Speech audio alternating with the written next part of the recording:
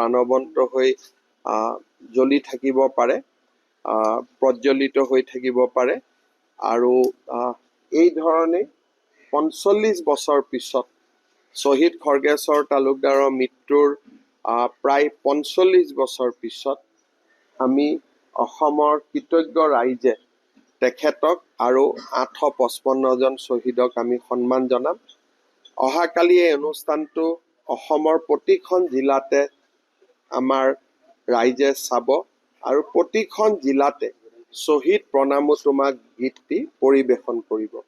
গুৱাহাটীতো এই গীতটি পৰিৱেশন হ'ব আৰু অসমৰ বিভিন্ন জিলা সদৰত হাজাৰ হাজাৰ যুৱক যুৱতীয়ে অহাকালি শ্বহীদ প্ৰণামো তোমাক গীতটো পৰিৱেশন কৰিব আৰু উদ্বোধনী অনুষ্ঠানটো তেখেতসকলে চাব। অহাকালি দিনটো আমাৰ জাতীয় জীৱনৰ এটা গুৰুত্বপূৰ্ণ দিন। অসম চৰকাৰে শ্বহীদ স্মাৰক বনাই চৰকাৰীভাৱে অসম আন্দোলনৰ শ্বহীদসকলৰ কাৰণে প্ৰথমবাৰৰ বাবে কিবা এটা কৰিছে। আমাৰ বাবে গৌৰৱৰ দিন।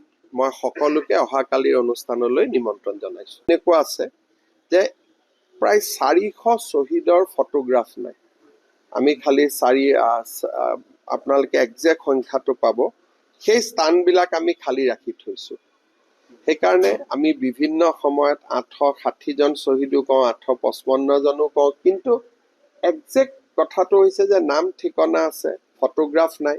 কাৰোবাৰ ফটোগ্ৰাফ আছে, নাম ঠিকনা নাই। গতিকে শেষৰ ফালত ১০-১৫ জনৰ ক্ষেত্ৰত এটা কনফিউজন আছে। কিন্তু আটাইতকৈ ডাঙৰ কথা, প্ৰায় ৪০০ শ্বহীদৰ আমি ফটোগ্ৰাফ পোৱা নাই।